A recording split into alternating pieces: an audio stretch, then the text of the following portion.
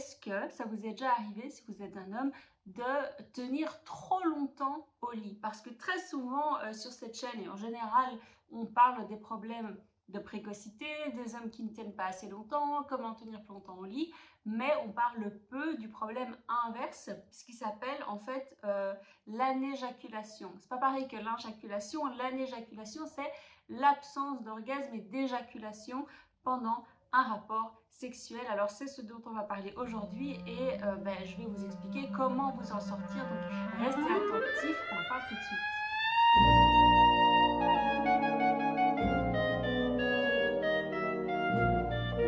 Et avant de démarrer, je vous rappelle que la version cadeau de ma formation est toujours disponible. Donc ma formation de travail, musculation du périnée, mais c'est vraiment une formation que j'ai créée pour vous permettre d'avoir plus de plaisir pour devenir des hommes orgasmiques. Alors évidemment, il y a la question de la performance, voilà, comment tenir plus longtemps, etc. Mais il y a aussi et surtout la question du plaisir, de la jouissance, comment être plus connecté à votre corps, être plus sensuel, avoir de meilleurs orgasmes, jouir sans éjaculer. Le véritable objectif, c'est celui-là. Donc, si ça vous intéresse, si vous voulez en savoir plus, il y a la version gratuite et elle est en description de cette vidéo. Et vous verrez en plus, si vous cliquez dessus, il y a une petite surprise, un petit cadeau. Donc, n'hésitez pas à cliquer dessus et vous verrez bien ce que je vous réserve. Maintenant que c'est dit, on retourne au sujet de la vidéo. Et donc, les hommes qui tiennent trop longtemps au lit, il peut y avoir plusieurs, ça peut prendre plusieurs formes. C'est pas juste pas d'éjaculation, c'est vraiment pas d'éjaculation, parfois avec une sensation d'orgasme. Ça d'ailleurs, il faut faire gaffe parce que c'est possible que le sperme ait entamé en gros un chemin différent et pris un mauvais canal, arrive dans votre vessie et attention parce que ça voilà, c'est dangereux. C'est mauvais pour votre santé. Ensuite, vous pouvez avoir une absence d'orgasme et une absence d'éjaculation. Ensuite, vous pouvez avoir une très bonne érection et un très bon départ, et au fur et à mesure du rapport sexuel, en fait, il y a un moment où ça redescend complètement et pas moyen de redémarrer, où c'est fastidieux. Ça peut être une absence de désir, en fait, et d'excitation et de stimulation. Et même si au niveau mécanique, peut-être ça fonctionne, en fait, vous n'êtes pas suffisamment excité et donc vous n'arrivez pas à aller jusqu'au bout. Donc vous avez une érection, mais l'éjaculation ne vient pas parce qu'en fait il n'y a pas de jouissance, il n'y a pas de plaisir et pas d'orgasme. C'est possible aussi que vous sentiez en vous comme un blocage. C'est comme si vous sentiez que le truc est là, l'orgasme, l'éjaculation est là, mais vous n'arrivez pas à y accéder. Il y a un blocage, il y a comme un gouffre entre vous et cet objectif et ça n'en vient jamais. Alors voilà toutes les formes que ça peut prendre et j'ai un petit peu répertorié 3 causes pour vous simplifier le sujet. Pour moi, il y a évidemment les causes médicales, votre état de santé, et ça peut être, je mets là-dedans votre âge, les éventuelles maladies ou malformations que vous pourriez avoir. Un point important, c'est que bien sûr, les médicaments, certains médicaments et particulièrement certains antidépresseurs peuvent avoir un impact sur votre éjaculation. Tout simplement, ça peut vous bloquer, vous couper votre éjaculation. Donc voilà, creuser de ce côté-là si vous en prenez. Ça peut être une très mauvaise hygiène de vie, l'alcoolisme évidemment, ou une très mauvaise condition physique en général. Bon, voilà, ça c'est tout ce que je mets dans les causes maladie / santé, état physique. Ensuite, il y a, et c'est peut-être un des points les plus importants, je pense, parce que c'est très actuel, il y a un rapport déréglé, malsain, déséquilibré au sexe et à la masturbation et au porno. Parce que oui, les hommes qui se masturbent trop fréquemment, de manière beaucoup trop courte ou trop intense, en étant surstimulés avec des images, enfin avec du porno hyper intense et ultra stimulant, les hommes qui font ça dérèglent totalement leur système nerveux, leur rapport, leur système hormonal, leur système de récompense, enfin toute leur manière de fonctionner naturellement en termes d'endorphines, etc. par rapport à la sexualité et au plaisir, à l'excitation. Mais tout ça, c'est complètement foutu, c'est foutu.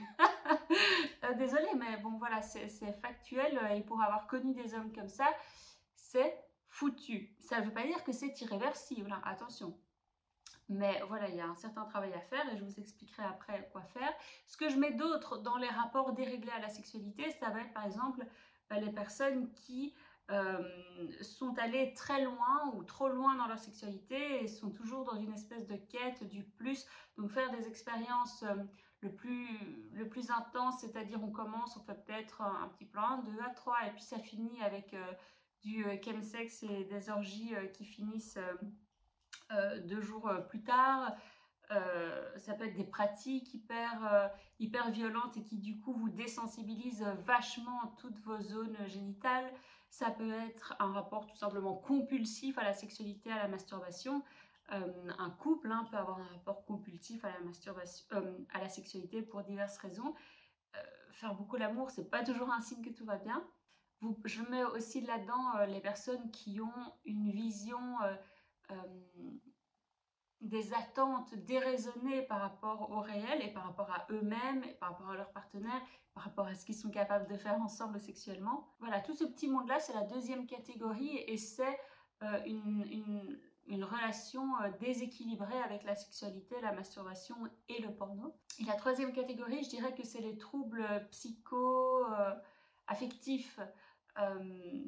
C'est-à-dire si vous avez eu un trauma, si vous avez des blocages dus à votre enfance ou votre éducation ou votre religion si vous en avez une, si vous avez une vision négative du sexe, si vous êtes très complexé physiquement, que vous êtes ultra préoccupé dans votre tête avec votre idée de la performance du sexe et que du coup vous êtes totalement déconnecté de ce qui se passe, que vous n'avez peut-être pas très envie d'être là non plus, vous n'êtes pas fort excité par l'idée même de la pénétration et puis par l'autre qui est en face de vous. Vous êtes dans un état peut-être de dissociation ou simplement de rupture, vous pensez encore à quelqu'un d'autre. Ça, je dirais que c'est la troisième catégorie. Et en fait, la deuxième et la troisième, elles sont un peu en miroir l'une de l'autre, c'est-à-dire que dans la catégorie où on a un rapport déréglé à la sexualité et très intense, eh bien, c'est comme si par manque de sens et de sensation, on est allé dans la surenchère et du coup on s'est déconnecté en fait du sens même de la sexualité, de pourquoi on le fait et de nos sensations. Et la troisième catégorie, eh bien c'est un petit peu l'inverse, c'est-à-dire qu'il y a une déconnexion. Et la deuxième catégorie, le résultat est le même, vous êtes coupé, dissocié et désintéressé, mais au lieu d'être dans la surenchère, vous êtes plutôt dans la dissociation, dans la stratégie d'évitement. Et alors, les réponses que j'aurais apportées dans le cas où vous êtes dans la surenchère sexuelle, il n'y a pas de secret. Moi, je vous conseille évidemment de commencer par une diminution de la masturbation, de la consommation de porno, diminution des rapports sexuels, voire carrément, franchement, sevrage, histoire de remettre un petit peu les compteurs à zéro, de recommencer à réfléchir, de prendre le temps de réfléchir au sens qu'a la sexualité pour vous. Qu'est-ce que ça vous apporte? Où est-ce que ça vous amène? Où est-ce que... Voilà, c'est pas juste un motif pour regarder du porno. À un moment, c'est comme si le porno devenait plus important que l'expérience sexuelle en elle-même dans le cas de la masturbation. Donc, petit sevrage et alors essayer de retrouver un rapport, d'instaurer des nouvelles habitudes, une vision de la sexualité beaucoup plus saine et équilibrée, mais sans pour autant vous punir avec une sexualité chiante qui vous ennuierait, qui vous mettrait dans une espèce de nostalgie, de vous dire « Ah, de toute façon, c'était mieux quand je faisais n'importe quoi, et là maintenant, je vais me faire chier, mais de toute façon, c'est ça être équilibré. » Non, n'ayez pas cette attitude-là non plus, mais retrouvez le sens de ce que vous êtes en train de faire, de ce que ça vous apporte, de pourquoi est-ce que vous le faites, parce qu'il faut que ça vous nourrisse. C'est quand ça n'a aucun sens, que ça ne nous apporte rien aussi, qu'on part comme ça dans une surenchère d'expériences. C'est pas toujours juste fun, parfois c'est une espèce de... parce qu'il y a une telle carence, mais en fait la réponse n'est pas dans la surenchère, n'est pas dans la quantité, mais dans la qualité, dans le sens... et dans l'introspection de ce qu'on est en train de faire et de vivre pendant l'acte sexuel. C'est pas toujours dans les expériences les plus folles qu'on vit les sensations et les émotions les plus folles. Voilà, et ça c'est quand même une certaine maturité et intelligence sexuelle que de le comprendre. Et alors si vous êtes dans la troisième catégorie, moi je vous inviterais pareil à prendre peut-être un peu de distance en vous demandant, mais enfin en fait, quel est le sens là de la sexualité que je suis en train de vivre et de mettre en place, puisque j'essaye de l'éviter, je me dissocie quand ça arrive. Et c'est pour ça que vous perdez vos érections ou que vous n'arrivez pas à aller jusqu'au bout, quoi. Par contre, dans ce cas-ci, moi, je vous conseillerais vraiment de vous masturber pour vous reconnecter à votre corps, vous reconnecter à vos sensations, pour que le sexe ne soit pas forcément associé à du romantisme, au couple, à une personne, mais que là, vous vous appropriez votre désir, vos sensations, votre orgasme. Masturbez-vous, reconnectez-vous à votre libido, enfin, prenez ça en charge, prenez ça en main, essayez de réinvestir votre espace mental, enfin votre imaginaire érotique. En gros, dans les deux cas, en fait, je vous invite à vous resensibiliser. Et dans le premier cas où vous êtes un peu plus violent, ben oui, il faut passer par une période de sevrage pour retrouver des sensations et se satisfaire de sensations normales. Et puis dans le cas ici, c'est l'inverse. Je vous invite justement à vous toucher, à vous stimuler, à vous découvrir par vous-même pour créer des nouvelles connexions, de nouvelles manières de faire, explorer par vous-même. Voilà, mais évidemment dans un premier temps avec une remise en question et l'identification de ce trouble psychologique, affectif que j'ai évoqué juste avant.